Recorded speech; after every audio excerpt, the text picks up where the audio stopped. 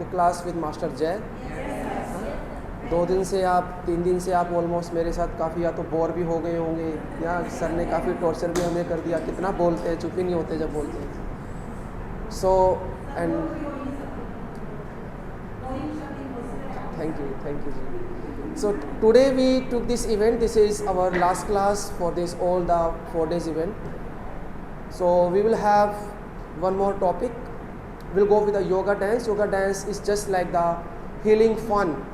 कि कैसे हम अपनी जो योगा की जो मूव्स हैं, स्पेशली जो आसनास की जो हम प्रैक्टिस करेंगे, आसनास आपका जो ब्रीथिंग है, प्राणायामास, उनको हम कैसे एक फ्लो के अंदर हम उनको प्रैक्टिस करेंगे। तो योगा डांस का मतलब ये नहीं कि समथिंग से डांस मतलब इज़ डूइंग समथिंग वो डिचुक वाला dance. No, dance is also the one rhythm, dance is also the one kind of the yoga. Yoga के अंदर हम क्या करते हैं, that is yoga also bring us the connection. तो योगा डांस के अंदर जब हम लेके जाएंगे, उसके अंदर भी we will be try to create the one connection, कि कैसे आप अपनी जो भी मूव्स हैं उसको कैसे आप म्यूज़िक के साथ कैसे सिंक्रोनाइज आप करोगे। Might be already watch some videos on the yoga dance, देखा होगा आपने कहीं ना कहीं। मैंने तो 2-3 सॉन्ग सीखे, एक अजय के पास भी। Let's see how far you can go with us. So उससे पहले I will introduce all of you. I am feeling so proud to introduce miss Nikita ji, Nikita Shah. आ जाइए आप, आइए। तो निकिता शाह जो है, she is will introduce you one kind of the kriya we call the pranic kriya. तो मैं उनको ये जगह देता हूँ so that she can B explain better than me, क्योंकि she is doing this thing. मैंने सिर्फ देखा है, मैंने कभी प्रैक्टिस नहीं किया उसके बारे में। तो आइए निकिता जी।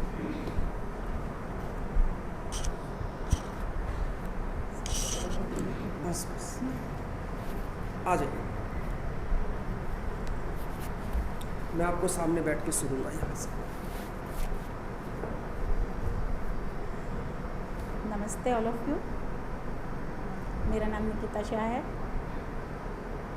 जोर से, मेरा नाम निकिता शाह है। सबसे पहले तो प्रवीण सर को नमन। और मैंने प्रवीण सर का क्लास पहले अप्रैल या मई में उन्होंने फर्स्ट वेट लॉस का रखा था, तभी ज्वाइन किया था। फिर ऐसा लगा कि नहीं, सर में कुछ तो है जो खींचते हैं अपने को, कि नहीं और अभी आपको आना ही है। फिर सोचा YTTC बैच ही कर लेती हूँ सर के साथ। फिर सर को एक दिन फ़ोन भी किया कि मैं YTTC बैच कर सकती हूँ। मैंने कभी तो आसन में इतना मुझे फ्लेक्सिबिलिटी नहीं है। तो सर ने बोला एक बार आप आके तो देखो, नहीं अच्छा लगेगा तो आप मत करना आगे। तो फिर जैसे 200 आवर्स का कोर्स में तो जैसे आत्मीयता ऐसा हो गई सर के साथ कि फिर ऐसे कभी कभी सर भी बोलते हैं, अरे निकिता जी आप उसमें से निकल के यहीं आ जाओगे। तो फिर सच्ची मुझे लगा कि कभी तो मैं सर के साथ आसन प्रैक्टिस किया करूँ। तो ऐसे ड्रीम सच में बदल गया। और ये 3 दिन का हमारा जो वर्कशॉप, ये 4था दिन है, तो ऐसे मेमोरेबल डे हो गया। तो उस हिसाब से मैंने सोचा कि जो मुझे सबसे अच्छा, जितना भी मुझे आता है तो मुझे सर को देना है, उनका सम्मान करना है। क्योंकि देखो, मैं एक वीडियो बनाऊंगी, सर के लिए कुछ ना कुछ बोलूँगी, और लेकिन अभी इतना अच्छा मुझे मौका मिला है कि मैं सर को अपने सामने ही उनका सम्मान करूं। और जैसे मैं हर रोज़ भगवान के सामने भी शंख बजा के पूजा करती हूं, तो गुरु के बिना तो ज्ञान है ही नहीं, हम लोग को सभी को मालूम है। तो ये हमारे गुरु है, तो उनके सामने भी और जय सर के सामने भी मैं ये सम्मान करना चाहूँगी। और इनके बाद मैं थोड़ी सी प्राणिक क्रिया के बारे में बताऊँगी कि जितने आसन भी ज़रूरी है, इतने ही हम लोग को ये क्रिया क्यों ज़रूरी है, वो भी थोड़ा सा जितना मुझे समझ में है मैं आपको आपके साथ शेयर करूँगी। ओके? हाँ सर, आप भी सामने आइए। और अलग जैसे हम लोग ओम बोलते हैं तो उसकी जो ध्वनि रहती है, तो वो ध्वनि में कैसे हम लोग खो जाते हैं। क्योंकि जैसे मेडिटेशन है, तो मेडिटेशन में हम कैसे बैठते हैं, हाँ एकदम पीसफुल माइंड, सब स्ट्रेस आउट कर देते हैं।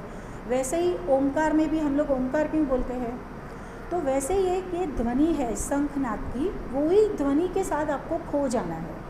तो मैं ध्वनि करूँगी, आप उसी में खो जाओ आँख बंद करके। ओके?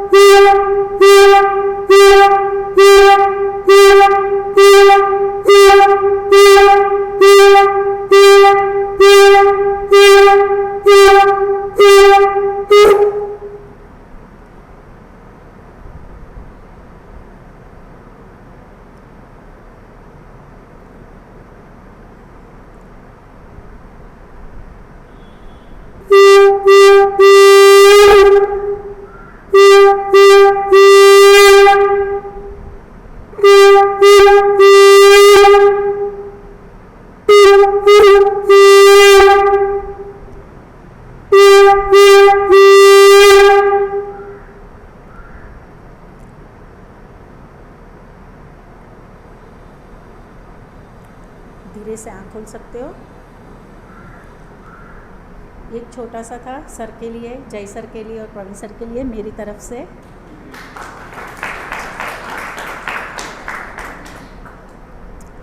सबसे पहले प्रणिक क्रिया क्या है?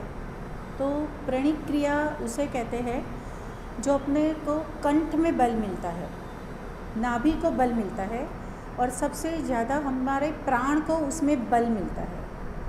तो एक दो क्रियाएं मैं बताऊंगी कि कैसे करते हैं। तो उसमें भी बहुत सारी मुद्रा रहती है, जैसे शंख में भी मुद्रा है। ये जो मैंने मुद्रा बनाई उसको गलिनी मुद्रा कहते हैं। जैसे हाकिनी मुद्रा है, पंचकुली मुद्रा है, बहुत सारी मुद्रा का भी उपयोग किया जाता है। तो हम नॉर्मली करेंगे, उसमें ध्वनि के माध्यम से हम लोग प्राण के अंदर ज़्यादा जान डालते हैं ध्वनि के माध्यम से। अभी समझ लो ठंड पड़ रही है तो ठंड का ठ ले लो, तो ठ कैसे बोला जाता है?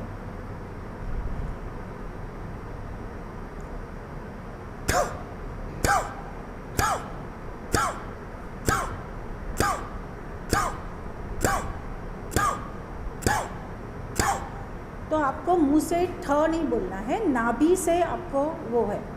तो इसकी ये हमें कभी इतना अच्छे से आप ज़्यादा से ज़्यादा बोल सकते हो 27 टाइम्स 45 टाइम्स, जब भी आप रोज़ हम लोग प्रैक्टिस करते हैं, जैसे आसनों की हम हमेशा प्रैक्टिस करते हैं। तो ये प्राणायाम उनके लिए है कि जो उनके लिए भी ज़्यादा बेनिफिट है कि जो ज़्यादा आसन नहीं कर पाते हैं, जो सीनियर सिटीजन है और जिन्हें कोई ना कुछ रोग है यानी कुछ बीमारी है और वो आसन में इतना फोकस नहीं डाल सकते।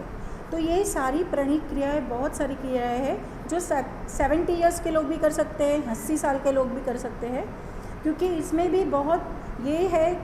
ये जो मैंने अभी ठ की क्रिया बताई वो नाभि से बोला। अभी आपको बोलना है, सपोज़ ये इसमें भी बहुत सारी मुद्राएं हैं, तो मैं एक शंख की मुद्रा में ही बताऊंगी। ऐसे सेकंड फिंगर को टच करते हैं और ऐसे, और उसमें व की मात्रा से बोलते हैं। तो इनहेल,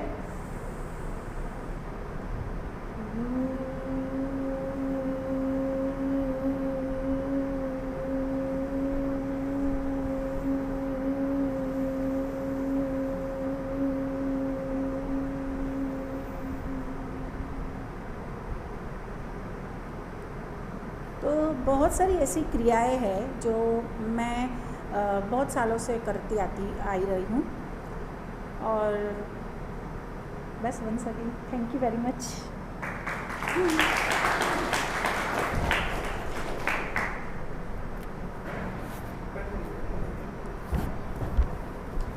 कैसा लगा आपको? मेरे तो ना व्हेन इन्होंने ये शंखनाद किया तो मेरे से गूज बम्प, रोंगटे खड़े नहीं, उस तरह की फीलिंग आ रही थी अंदर से। सो रियली आप इस वाइब्रेशन को सिर्फ जब आप सुन के इतना हम फील कर रहे हैं, तो when you will be play, जब आप इसकी प्रैक्टिस करेंगे, so you can B get more and more benefit with that. बहुत अच्छे तरीके से इन्होंने एक्सप्लेन किया। और जो क्रियाएँ जो इन्होंने बताई, निकिता जी मैं तो कहता हूँ कि आप 2-4 और 10-15 वीडियोज़ भी बनाओ। एक स्ट्रेस के लिए करा सकती हूँ। सपोज सबको अभी आज जैसन ने वैसे भी थका बहुत दिया है तो करते हैं। ऐसे हाथ ऐसे रखो सब लोग, उंगलियां पूरी खुली कान के बाजू में, और लेटर बोलना है हुम। ओके, हुम हुम। मैं एक बताती हूँ फिर।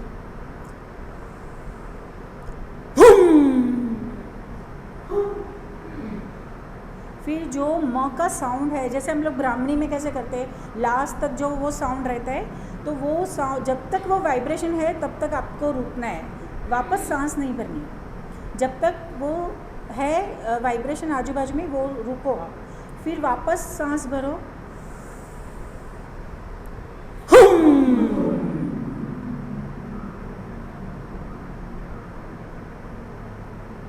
Inhale,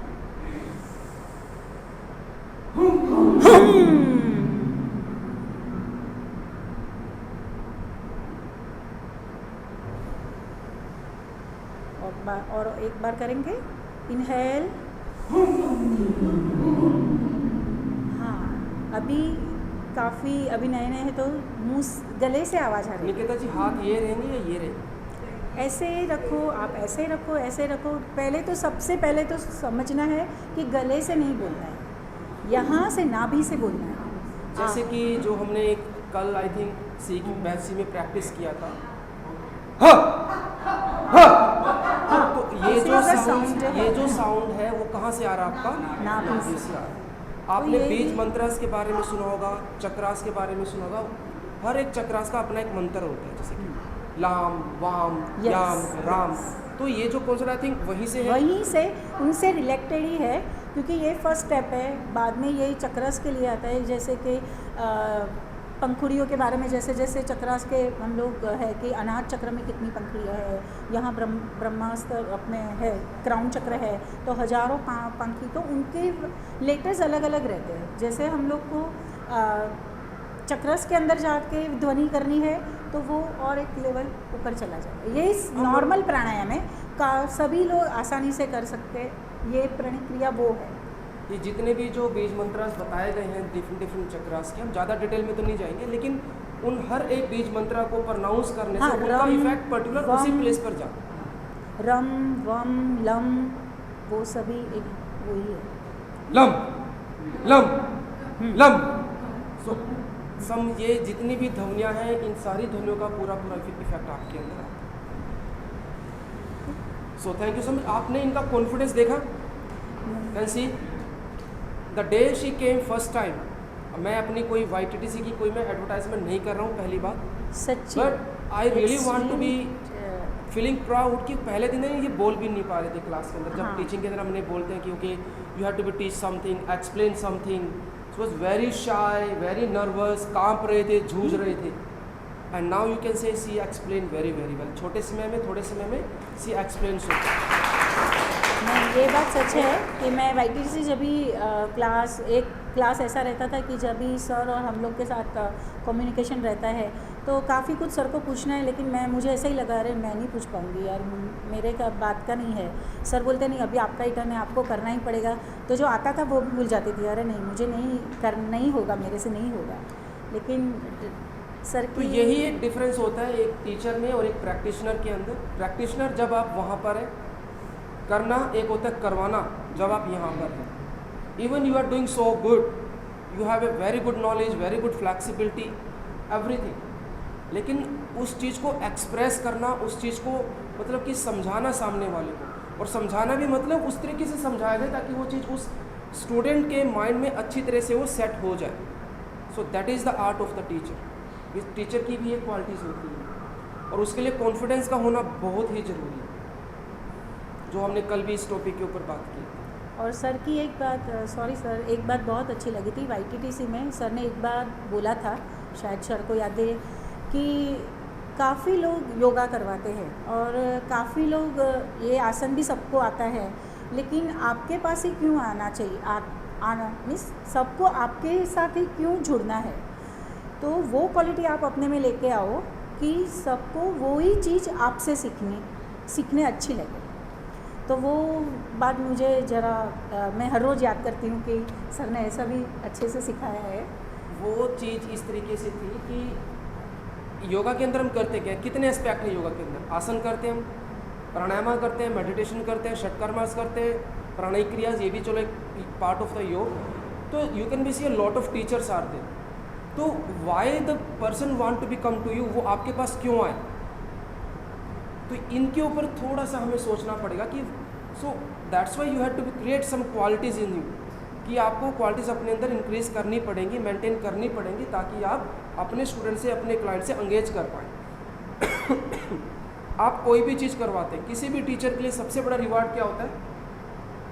money doesn't matter, this is the one part, okay, because I have my family, this is my profession, I need to be feed my family, मेरे पास कोई और ऑप्शन नहीं है। बट वो पैसा मेरे लिए तभी मेरे लिए वर्थ होगा जब with my efforts, with my skills, with my hard work, with my knowledge, अगर सामने वाले को उसका रिजल्ट मिलता है तो then this phase is worth for me. तो ये भी अपने अंदर रखना है कि यस, अगर आप किसी से 2 पैसे ले रहे हैं तो आपको वो रिजल्ट भी उनको देना पड़ेगा, वो चीज़ उनको जानी चाहिए, उनके पास ज़्यादा होगा। Thank you so much Nikita ji. Thank you Thank you so everyone. much. Thank you. Thank you sir. So now we'll go with our yoga dance. एक बार तुम ही हो करते हैं, मेरे पास तो ले दे के एक ही सॉन्ग है। सर राइटिंग से ये भी बोला था एक बार डांस करवाऊंगा, तो अभी आज मेरा वो हाँ, आज हम योगा डांस अभी करेंगे। सो किसी को कुछ बोलना है? एनीवन? फिर मैं अपना रूटीन लेके चलता हूँ।